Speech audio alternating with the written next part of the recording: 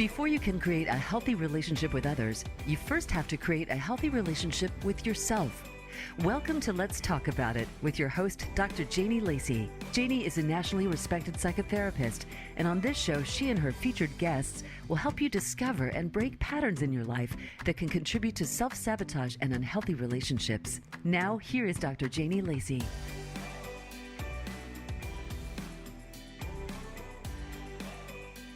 To another episode of Let's Talk About It with Janie Lacy. You know, human brains are hardwired for empathy because we associate those near to us, friends, partners, family members, so closely with our own selves, says psychologists out of the University of Virginia. It stands to reason then that being kind to cheer someone up makes us feel good too. Yet it is very common, especially during Mental Health Awareness Week, that you are encouraged to be especially kind to reflect on the last time you gave or experienced kindness.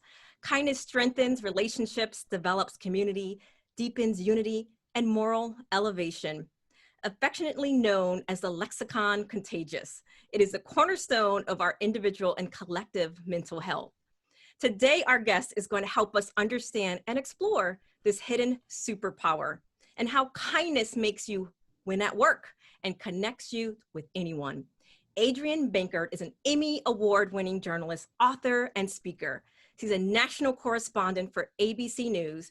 Adrienne is often featured as a featured host on Good Morning America and World News Tonight. She has covered most of the historic headlines of the past decade and the biggest stories in sports and entertainment. She was the first national correspondent to go live from the 2016 Dallas police shooting, reporting in Thailand on the rescue of the youth soccer team, and the 2019 murder of rapper Nipsey Hussle. From the Oscars, Women's World Cup finals in France, and from both coasts, she has interviewed major names, including Kobe Bryant, Brad Pitt, Harrison Ford, Dwayne Johnson, Lady Gaga, Viola Davis, Will Smith, and Scarlett Johansson. It is my distinct pleasure to welcome to the show Adrienne, who is here today to help us learn how to unleash our hidden superpowers. Welcome to the show, Adrienne. Oh, thank you so much for that introduction, and thanks for having me. Absolutely. It is our pleasure. You know, during this time, we need your voice more than ever. And I truly enjoyed your book, which we have right here. So, Thank you. I have to start by just having you help us by just diving straight into your book. Because you say, which really stood out to me, that kindness is just not what you do, it is who you are. So can you kick us off by helping us understand that concept? Well, it's interesting because throughout my life, I thought about ways that I could be the most authentic. You know, even at a young age, I wanted to just be real. And I didn't want the exhausting job of having to put on and take off a mask. And so I thought, what's the trigger to true authenticity?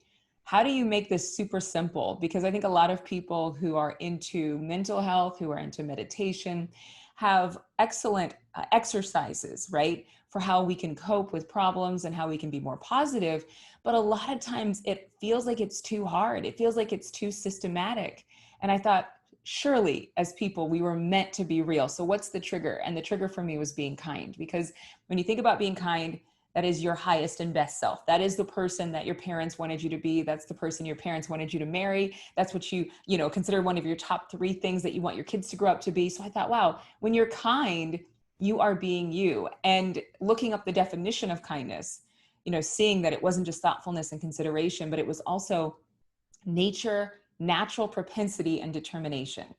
And I thought, wow, we were literally programmed, I believe, from inception to be kind. It's just that life is unkind. But once you get back to identity, you can face the problems that you have in your life. You can overcome them with your true self. That really was a big part of writing this book. So you said 2 words that are going to stand out to me. Obviously, as a psychotherapist, you said being authentic and your true self. Yeah. So how can you share a little bit more with us, also from your own personal journey? How does someone know, in your opinion, that they are truly operating from their authentic self and their true self? I think that you have peace in your heart. Peace is not something that a lot of people use, in a professional environment, a corporate environment, but I guess you would call it your gut response, right? So following your gut is so important. Listening to your gut. It's something that as young women, we have followed and sometimes misread when we thought about, in dating, is this the right person for me, right? I can only speak from a woman's perspective. I don't know if men go with their gut. I just know we as women, and you, I'm sure Dr. Lacy would approve. We endeavor to hear that little voice inside. We endeavor to better hear and understand what our conscience is saying. And so in the study of kindness, I realized that when you're following warm impulses to help people, when you are prompted to use your conscience for other people's benefit, oh, I feel like I need to buy that person lunch or buy that person coffee or make a phone call to a friend or even check on somebody that you don't know that well, but you maybe know through a work environment or as a colleague in the business that you're in, somebody who's a contemporary, and think, they didn't seem like themselves last time. Maybe I should check on them. Following all of those impulses actually increases your muscle strength for listening to that little voice for yourself. I call kindness listening to your conscience for other people's benefit.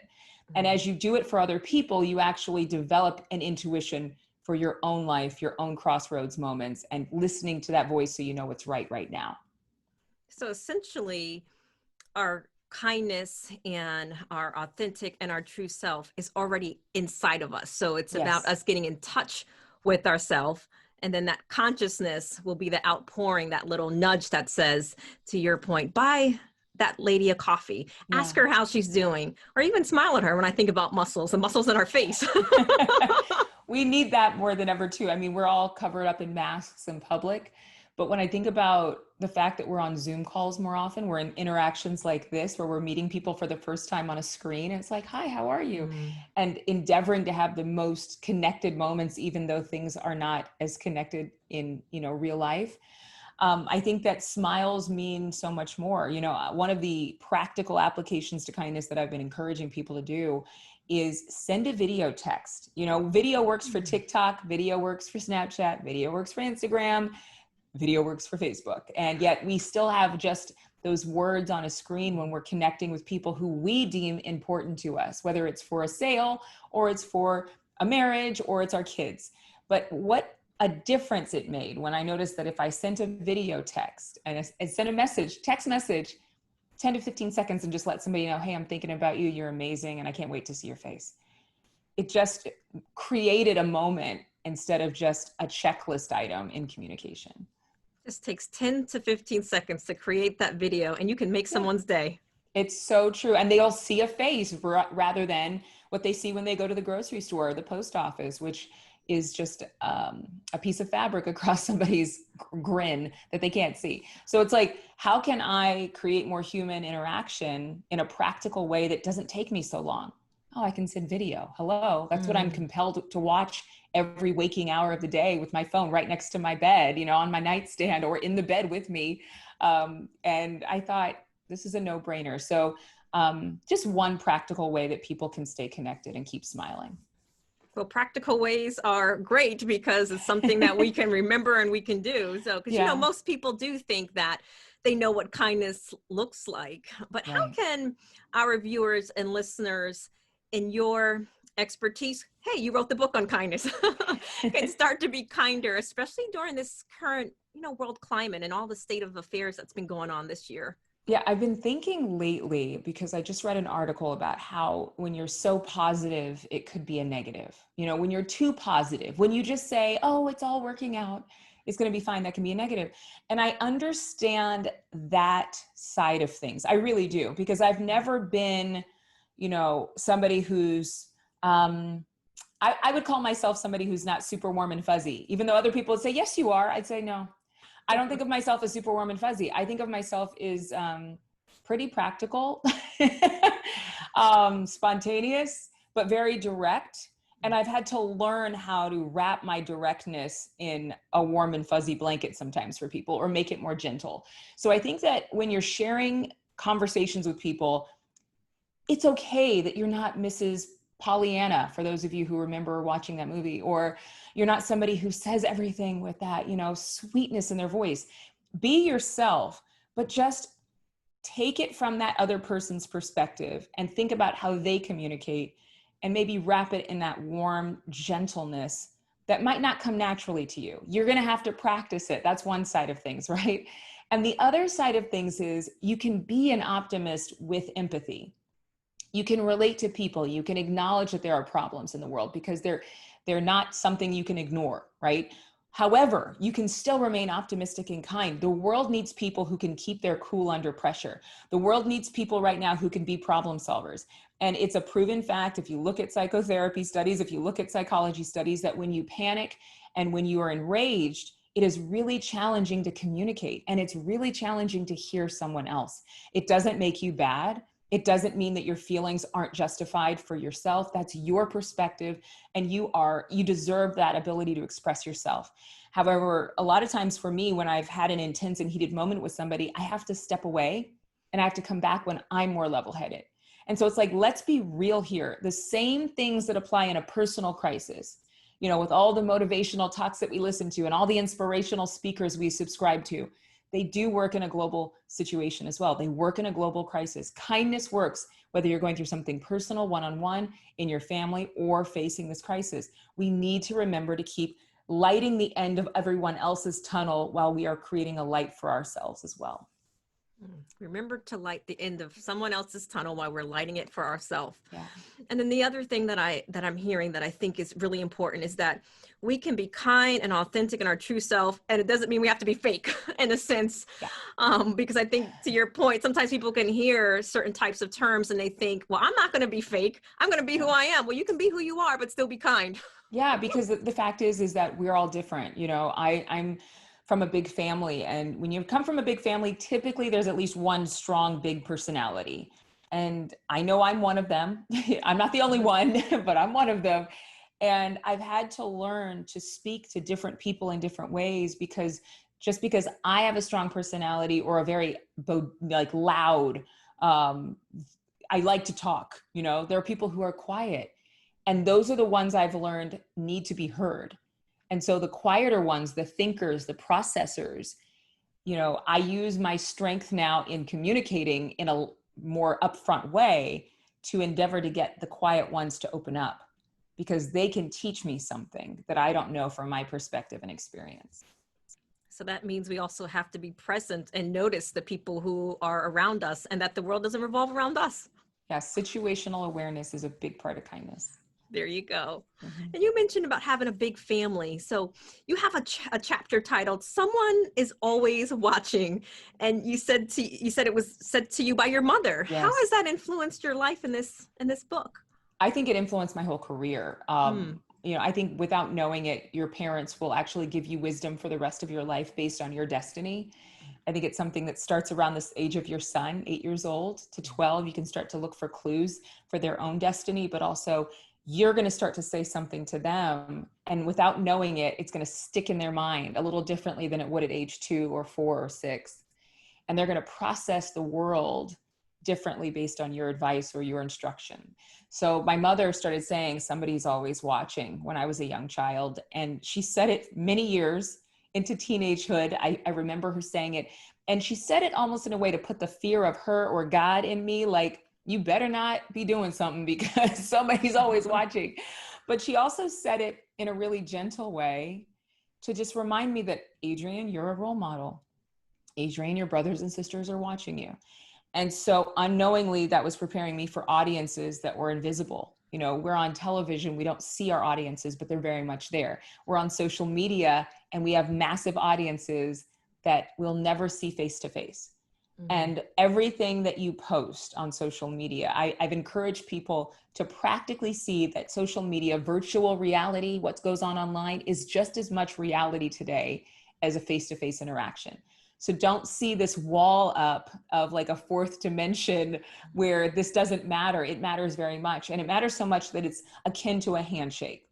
It's akin to an introduction at a networking function, especially now that we're highly digitized, and a lot of interactions that were at the office or were at a cocktail hour are now online. And so treating those interactions as though somebody is not only watching you, but they're watching what you post. They're watching what you've deemed important to say on that stream of video in your Instagram stories, right? And so they're not necessarily dissecting, but they're thinking about what you're thinking about.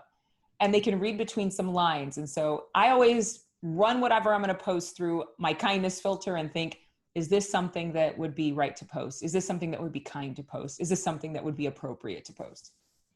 So pretty much everything that we do online should be consciously thought out because it's going to represent what's in our head, essentially. It's going to represent us. Yeah. Mm-hmm.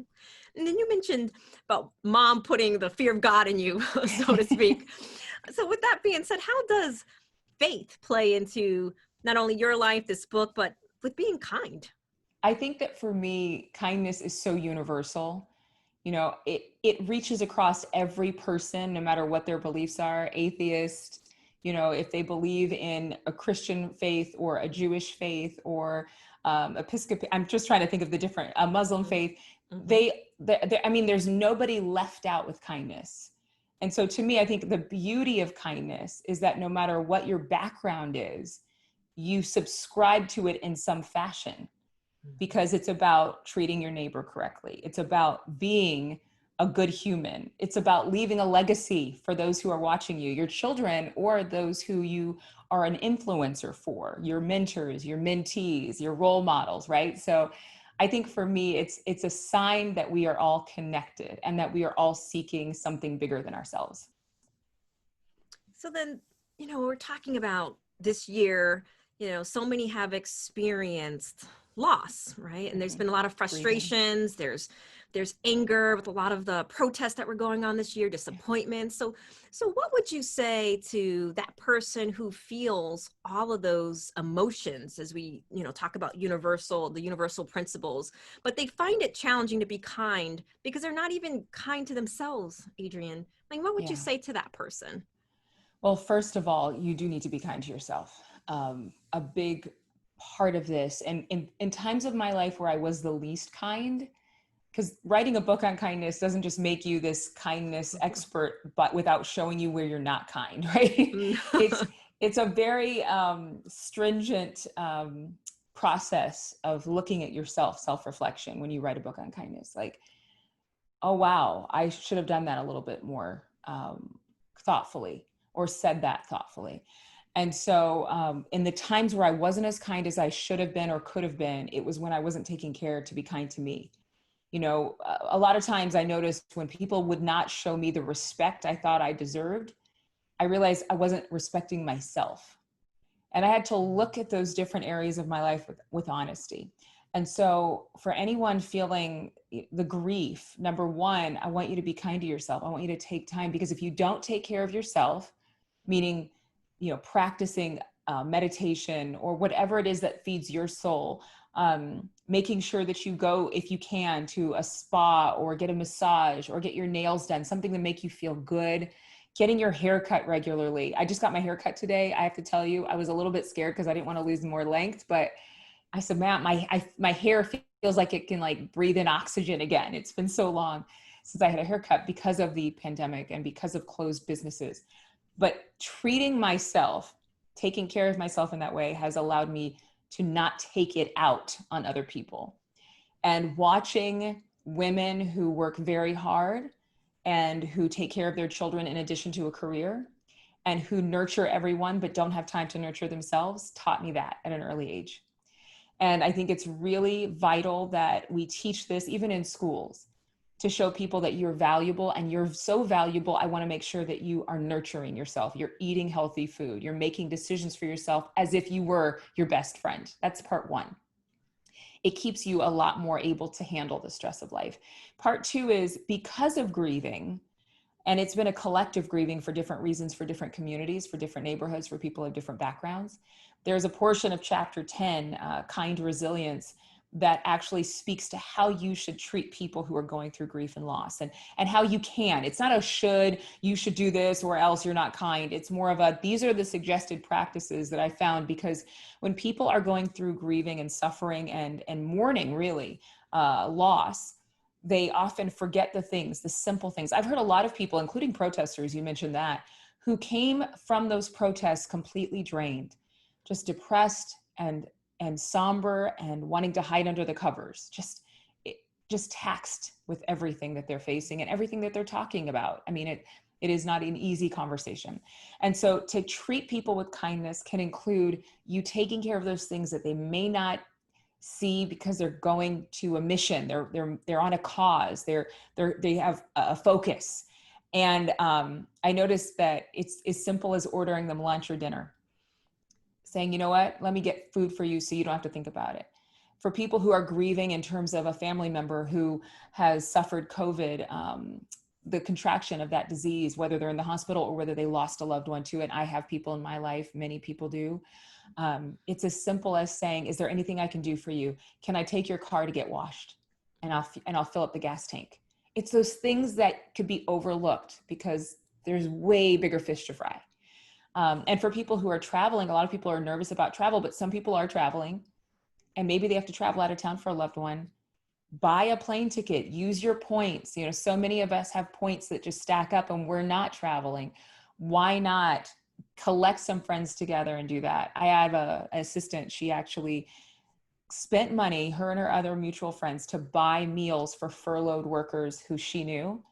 And then she would also use her money, because she knew she wasn't going out as much, she wasn't shopping as much, to actually buy the meals of nurses at hospitals. And I just was so moved that she would take the time to do that. But those are just a few ways that you can practically help in the grieving process, and maybe your own. So part of it is when we notice someone who is grieving, whether it's a friend or a family, is they have to eat, they have to have their house cleaned, or just the acknowledgement of their pain. You know, because sometimes, as recently was speaking at a church where they had lost their first lady at 38 years old. And we were talking about grief, and that sometimes people are just afraid to acknowledge someone else's pain. So what I take from what you're saying, Adrienne, that's also kind. It's kind to lean into someone, acknowledge their pain, and let them know in a different way that I see you. Mm-hmm. And that's kind. It's pricelessly kind. And I think I might've touched on that a lot of people don't know what to say. Mm-hmm. It's not that they don't want to do anything. They just have no idea what to do. And so I thought how simple it would be to just write down some ideas, you know, write a card. If you don't know the words to come out of your mouth, then write those thoughts or intentions down on a card, have other coworkers sign it if it's something, you know, with somebody at work. Give them a book or a gift that's helped you in your grieving process. Mm-hmm. I've done that many times. And, you know, flowers are great for some people, but for others, it might just be like, you know what, let me help watch your kids for the afternoon so you can go out and get some fresh air, maybe take a drive. And people are sometimes going to be a little surprised. Maybe they're going to feel like it's a little bit intrusive sometimes. You're like, oh my gosh, like I don't let anybody help me. But we need to help each other right now, and we need to be aggressively kind. In fact, sometimes you have to like give people evidence that you're not backing down on your kindness, not in a pushy way, but more of a listen, I'm serious. I will watch your kids. I'm not just saying this for sentiment. I'm saying this as I want to be there for you, and I'm with you in this. And I'm right there with you, Adrienne. And sometimes the expression I like to say, sometimes you got to stay in people's business when they don't want you to, because they're not going to necessarily. Some people feel like they're bothering them if they're, and that's not the case. More people than not want to be seen, heard, and to feel like you can acknowledge their pain and hold space for them where they're not judged and they can just be. And, you know, I had a client the other day that talked about exactly what you just mentioned about helping a friend out, and she was watching their kids. But she said, Adrienne, that she did it through Zoom. They didn't feel comfortable having her over. So she just went, she was still in the house, but she put a computer in the room and she was watching their kids through the Zoom. So there are creative ways that people are doing that exact thing. That's a good idea. Kind of like the baby cam, but like there's a live person monitoring it 24/7. Yes. And it's amazing, especially with kids. I know with my own son, when they know somebody's watching, even if it's through a screen. I'm telling you, I talk about that and that's why I say somebody's always watching, because kids act differently when they know somebody has their eye on them, and adults act differently when they know somebody has their eye on them. And I think that actually raises the value for a child or for a grown-up to know that they're important enough that somebody is watching them. I love that chapter. Mm-hmm. So before we go to our commercial break here in a minute, share with us the inspiration, your overall inspiration for writing your Hidden Superpower. Well, it was my mentor's idea. You know, kindness is something that, and he's my executive coach. He's a lot of things. He wrote the foreword to the book, but he had really endeavored to teach me kindness years ago at a higher level. And it's important in my industry and so many others when you are interacting with people on very tight deadlines, high pressure, demands, stress, tight quarters. Like when you're a reporter in a local market, I mean, now you might be the camera person, the audio engineer, and the reporter. But when I started in the business, you had a cameraman by your side the whole day. And that might be from 4 a.m. or 2:30 a.m. until 1 p.m.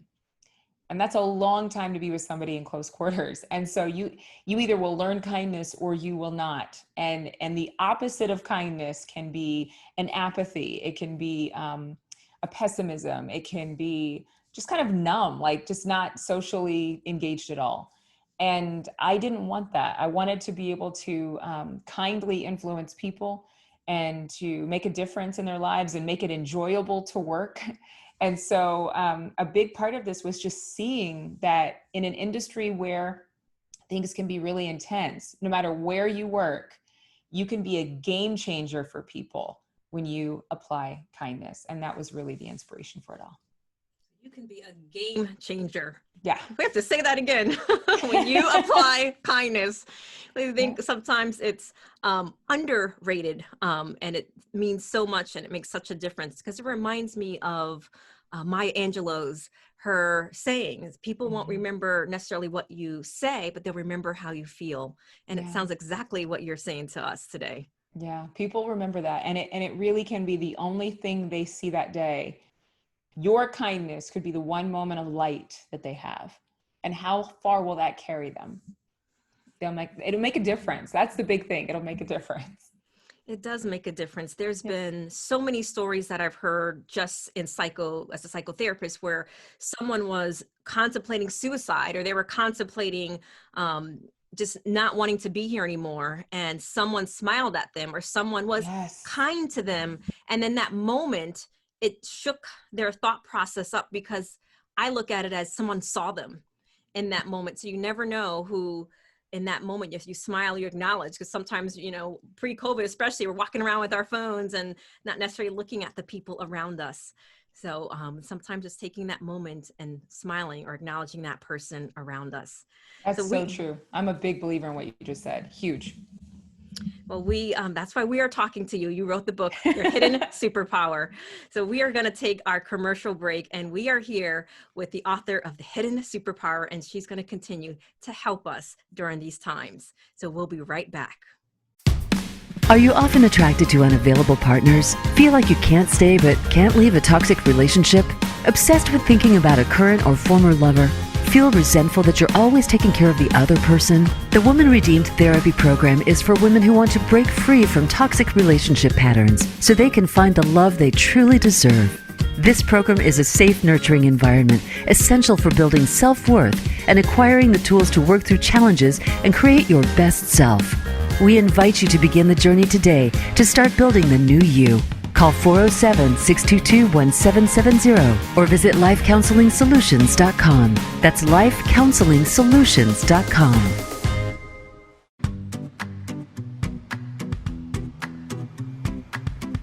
You are listening to Let's Talk About It with Dr. Janie Lacy. To reach the show today, please call into 1-888-346-9141. That's 1-888-346-9141. You may also send an email to Janie at lifecounseling.solutions.com. Now back to Let's Talk About It. Back to Let's Talk About It with Janie Lacy. We are here with our special guest, Adrienne, who is the author of The Hidden Superpower. So she's helping us understand and learn the true meaning of kindness. And, Adrienne, as a psychotherapist, of course, I'm interested in learning how you can protect your mental health so that someone listening or watching can also be inspired by your story, especially coming out of these times that we're in. Yeah. Okay. Let me just give a few triggers, because trigger is one of my favorite words. I've learned that things that seem negative can be a positive trigger for kindness. And so one of my earliest kindness stories was back when I worked in local news in Sacramento. And I actually had a coworker yell at me, like snap. And I wanted to snap back so bad. Back then they didn't call it a clap back, but I wanted to snap back. And I held my tongue, I didn't say anything. Found out later that his mother had passed away the night before and he lived with her. And I thought, oh my God, first of all, I'm so sorry for his loss. Second of all, I'm so glad that I didn't say anything, because what would my conscience feel like if I found out that I'm yelling at the guy whose mom had just died? So I created a positive trigger in my head. Anytime somebody raised their voice or spoke ill of me, or not ill of me, but ill of the situation, just negative, I would immediately go back to that moment and say, somebody must have died. In my head, I would never say it out loud, but somebody must have died and I would rehearse the feeling of compassion that rose up in me when I found that out. And another trigger that I use is I imagine the difficult person, or the person I don't really appreciate as much in that moment, who isn't treating me the way that I think they should. I imagine that they'll only be on the planet for 24 more hours. And here's why. Because a lot of times I hear people who are, personal development gurus say, live like it's your last day. Well, I don't have any intentions on living like it's my last day, because I plan on being here for a long time. And I thought about, I was like, no, I'm going to live like it's their last day. Because if I do, then I know that time is short, and whatever I do with them in this interaction in this last 24 hours of their life is going to not just mark that moment, it's going to mark my life, because they're gone in my head, they're off the planet.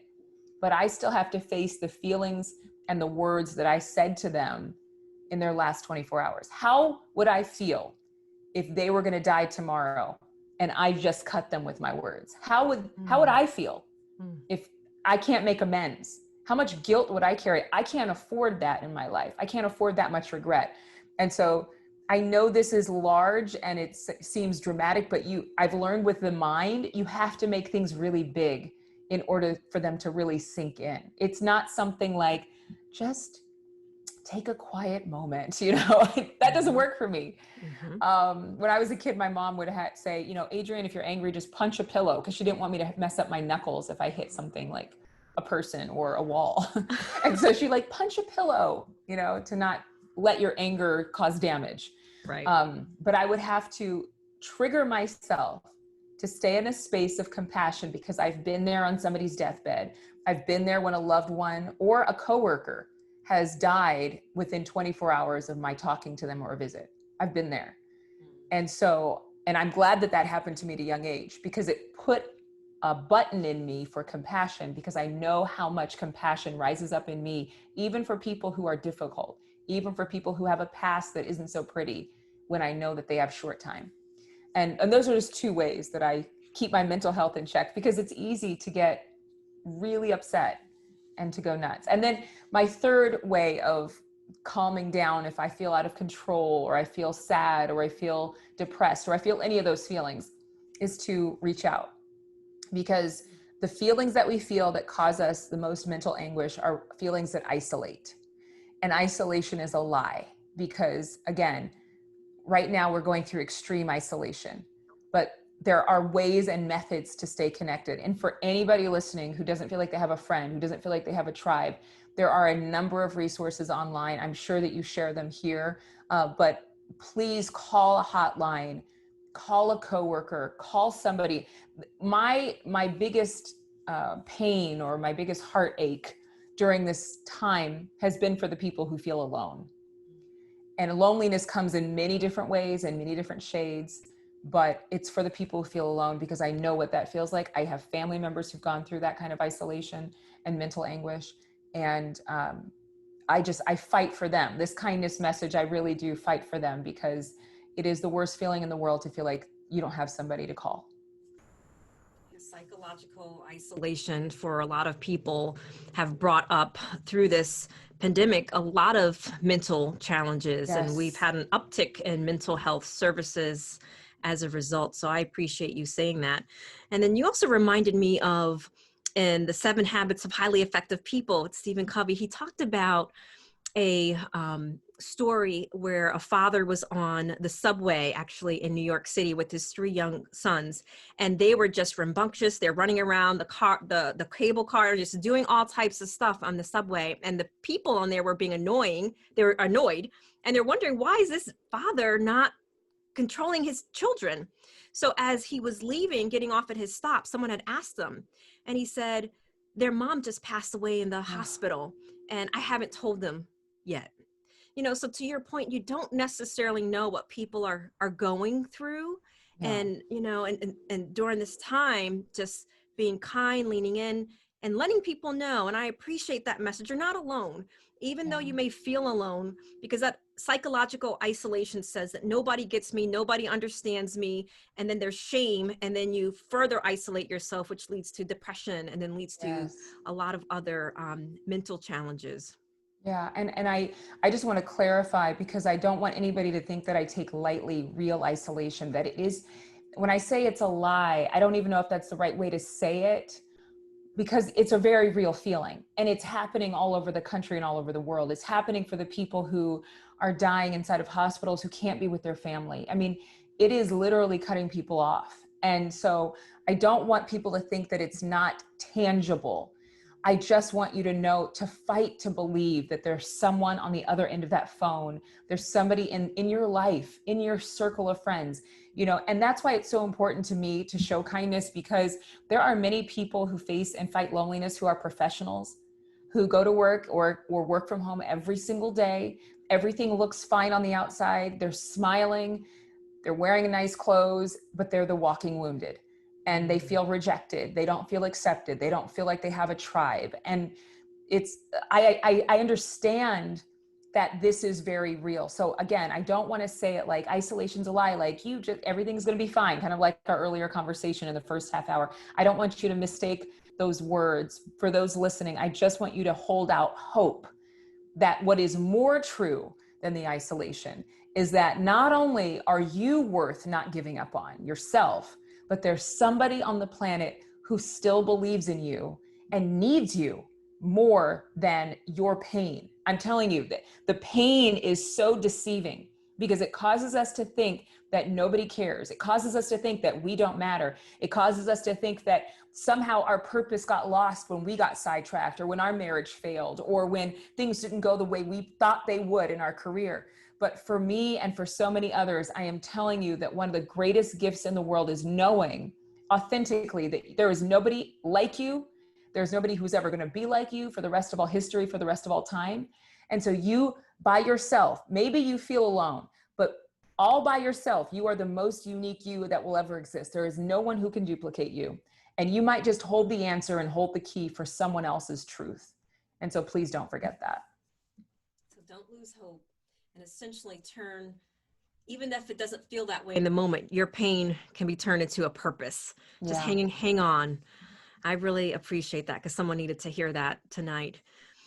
So that leads me to your chapter in the book, chapter 9, where you titled it Being Kind to Your Crew.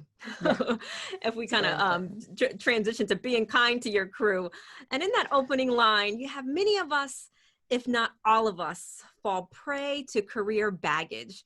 What exactly does that mean, Adrienne? And how can we recognize it in our own lives? Well, especially when you're ambitious, we put so much weight on performance as purpose. We put so much weight on performance as identity. And so at work, we actually use that as a measuring stick for our worth, for our value, for our progress, for our success.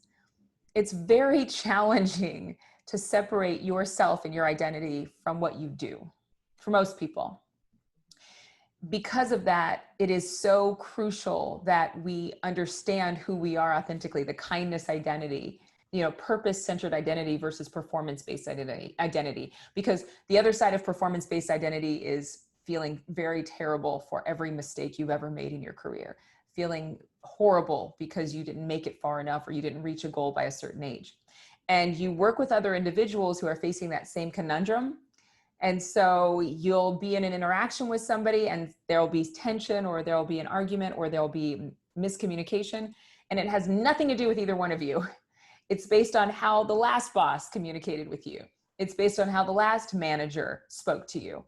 And so as we free ourselves from that emotional baggage tied to a past job, we'll actually be able to work at work with purpose and not performance. Because the performance is I have to do everything right. The performance is I can't afford to make a mistake. The performance is I have to work this much harder than so and so. I have to prove myself. I have to do this before I can follow this dream. You know, we create these stories in our minds based on baggage from our family, but also from previous employment. And so in operating in a state of kindness, I've actually been able to stay more current with where I am and with where other people are, and not prejudge a situation at work based on what happened 5 or 10 years ago, but actually be in the moment, be aware of the person before me or in front of me or working beside me or working under me if I'm the manager, and actually cause myself to be at attention with that person. And then my truest gifts, my talents, the things in me that make me shine are actually accentuated because of kindness. And that leads to promotion and open doors and opportunities that just trying to kick doors down won't achieve. So essentially, when we're living in our conscious living space, we're going to be aware that we are operating from narratives. And then in psychology, we call it projection. We're constantly projecting onto people things that are historical versus in that moment. And then, and then what happens, and then we're reacting as if. And the other key point that I heard you say that I want us, our listeners and viewers to take away is that performing and auditioning to get validation is not healthy for us. But when we're walking in our true purpose, we'll eventually get the validation because we're walking in our true purpose. Yeah. And it takes the pressure off. Being in live television, I used to think I had to be perfect. And you can't make a mistake because it's live. Like, this is live. And something that I'm glad that I worked towards early in my career was that TV actually taught me and helped me teach others how in television, the show must go on. So even if you do mess up, even if you do say the wrong thing, number one, you have the power to stop immediately, just like I did earlier in this interview, and say, wait, let me clarify. If something comes out wrong, you actually have the power. Nobody else can take that power from you. In that moment, no, wait, let me, I didn't say that quite the way I wanted it to come out. Let me say this again. And you can edit right away, immediately on live TV even. And it actually covers a lot of the mistake because people see you as human. They see you as relatable. And kindness does that. When people know you as being kind, they actually cover your back a lot more than they do if you're not. And then the other part too is, in that show must go on mentality, you can't beat yourself up because you aired on television. And the same thing in life. Okay, so you messed up. The show must go on. We're not going to stop the whole show because you messed up. We're going to move on to the next story. We're going to move on to the next script. The show must go on. So even if things have happened in your career that you didn't like, the show must go on. Even if you didn't get that promotion that you think you deserve, the show must go on. What's next? Next scene, next take, next script. Take 2, let's go. There was probably about 2 shows ago that I had a coach on, Cheryl Williamson, and we had a conversation after the show, exactly what you were talking about, because I had literally, Adrienne, I had stumbled while we were recording live. And afterwards she said, you know what, Janie, I'm glad that happened, because somebody needed to see that, because they're not starting their show or they're not starting their podcast. They're not starting something because they think they have to be perfect. Right. And in those moments, when they see, and exactly what you're talking about, the show must go on, when they see that people are not perfect, we're all people, that it inspires other people that they don't have to get at 100 to start or to walk or to live in or to follow their dreams. Yeah, really. And that's life. Like, I just know that when somebody says you're so real, that's one of the biggest compliments you can give someone. And it's because they see that you're legitimately seeing them. And then when you do make those edits, if you don't do it in a deprecating way, oh my God, I'm so sorry. Oh my gosh, I just completely screwed this up. You feel worse for that person when they're doing all that. Like, you're just like, oh my God, I'm nervous for them. But when they just say, oh wait, hold up, I didn't do that right. And just do over, then you laugh like you are now, you giggle, you smile, and then y'all move on. And I think that in life, a lot of us are so hard on ourselves, thinking we have to be so perfect. But I liken it to a dancer on a stage. The best dancers can cha-cha their way out of any misstep, where you didn't even know they made a misstep. It just looks like they freestyled for a second. And that is way more interesting than hitting every single solitary movement as if you're a robot. People don't want to see robots. They want to see real. They want to see real. Yeah. And I appreciate that, because I think a part of that is we learn those lessons as you are bringing those wisdom lessons to us tonight, because we have mentors and coaches and role models along the way. So who were those that most impacted your life and influenced your kindness in this world, Adrienne? Well, it's interesting. My first mentor was my hairdresser, Tay, back in the day when I was a teenager. I started getting my hair done professionally. My mom took me to a real salon versus doing my hair at home. And we all remember those days, right? We all remember that first salon visit. Oh yeah. Yeah. And so she was so cool to me. And she was a mom. She had her own business. She was in real estate and she was young. And I just thought, I want to be just like her. That's what I want to be. And I was her assistant and shampoo girl for a number of years. And she just was always pointing me to something aspirational, you can do more. And then after that was my current mentor, executive coach, Bill. And he was the one who inspired me writing a book on kindness, because without him, I would not have. I would have thought other people know what to do. They know how to be kind. And he's always taught me to just get to know people more, get to know how to work with people more, but get to know myself, and I think that holistically, as we deal with more people and as we learn how to communicate, I love what you said at the beginning, and I'm trying to remember what you said about kindness being, oh gosh, you said it like it was a universal language, but then you used a different term and it was so pretty. Lexicon, contagious. Yes. I was like, who said that? I want to know who said. I've never heard the lexicon contagious. It's so cool. And I just think that as I've been kinder to people, I've learned how to be kinder to myself, but I've also learned how to be kinder to different kinds of people, a more variety in terms of personality traits and style. And it's made my world larger. And one of the scariest words that I've heard is that as you get older, your world gets smaller. I remember being in a class at work, and it was like a self-improvement or personal development class. And I literally was like, no, I don't want to get my world smaller as I get older. And it was all about, as you get older, your friends move away, you move away for marriage, for work, then your friends start dying. And I'm just literally like, okay, somebody stop this movie. It's terrible. And then I realized that in some people's lives, it does get smaller. And I wanted to expand my world as I got older. And I thought, how do you do that? Well, you are kind. And as you're kind, you express so many languages that are universal to so many people, and you make friends everywhere you go. I mean, that's really what I think about. I make friends everywhere I go.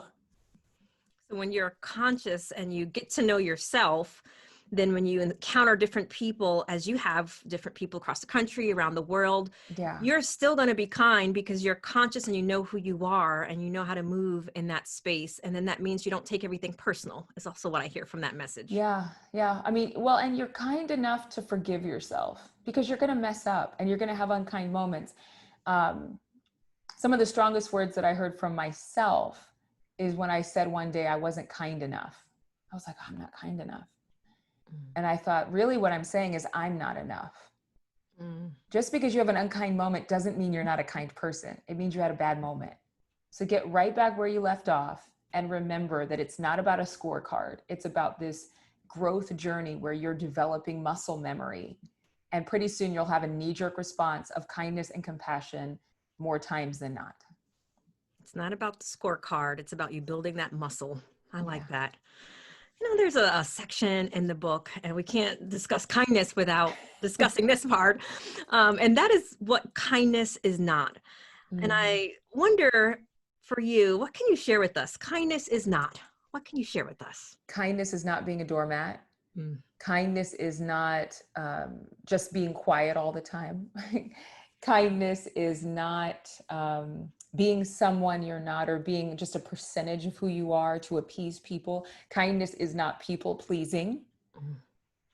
Kindness is not putting on a face to avoid conflict. Sometimes kindness is conflict. When you have a mentor in your life, they sometimes say things that are very kind to help you grow that you don't want to hear. And so you have to be teachable with kindness. Kindness is teachable, and kindness is open, and kindness is friendly. And so, but yeah, don't ever think that kindness is weak, because it really infinitely is a superpower that allows you to be 100% yourself, and no one can duplicate that. That's what makes you unbeatable. So we need to say this again, Adrienne. Kindness is not being a doormat. Kindness is not being a doormat. No. It is not being a people pleaser. And kindness is also sometimes in conflict, because those that love us, care for us, they're not going to watch us not be our best self. They want to encourage us, because that is being kind. Yes. Yeah. Kindness doesn't allow for self-sabotage. It's unkind not to be who you were called to be on this planet. It's unkind not to express your gifts and talents and strengths for the world to see. It's unkind for you to be less than authentic. So we can't afford to not be kind. So the greatest way that we can be kind to ourselves is to get to know ourselves. Yes. To move in our true and authentic ways, and to take the mask off. Yeah. Yeah. Just be real and flow, and forgive yourself and forgive other people. And ultimately you will be at a much more fulfilled and sweet place. And forgive. If we had time, we could dive into that, because that is definitely a conversation to talk about when we talk about being kind, especially working in the trauma field. A lot of things there. So if you were able to summarize your book in one sentence, what? In one sentence, Adrienne, what do you want us to know and remember from your perspective as the author? Wow. I would want people to know that kindness ultimately will bring you the connections that you're seeking. See, a lot of people are looking for the next job. They're looking for the next person, whether it's a love interest or a friend. But I will tell you this, if you are kind, chances are your answer is right around the corner, right under your nose. Be kind, and you'll make the connection that will give you the answer that you've been looking for all this time. So the first step is just to be kind. Yeah, first step, kindness. Well, we certainly appreciate you taking the time on Let's Talk About It with Janie Lacy, because we all have a hidden superpower in us, and you were helping us bring it out. So if people want to find you, follow you, work with you, I think I saw you have an e-course. Where can they find you? I have several e-courses. Right now, they can go to adriennebankert.com, my website, and you can click on the e-courses link. Also, yourhiddensuperpower.com for the book. But the book is listed on my website. And they can also find us on Instagram. You can be with my page at AB on TV. That's AB, my initials, on TV. Or at The Unbeatable Kind on Facebook and Instagram. Well, there you have it, Adrienne. We appreciate your time. And we look forward to many people from this episode and listening to purchase the book and start being kind today.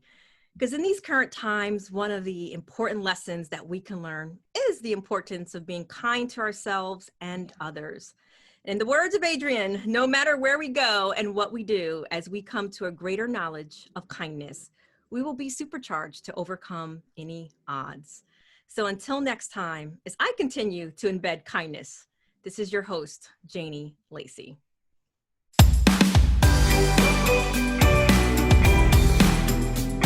Thank you for tuning in. Let's Talk About It can be heard live every Wednesday at 5 p.m. Pacific Time and 8 p.m. Eastern Time on the Voice America Empowerment Channel. Please join your host, Dr. Janie Lacy, for another edition of the show next week.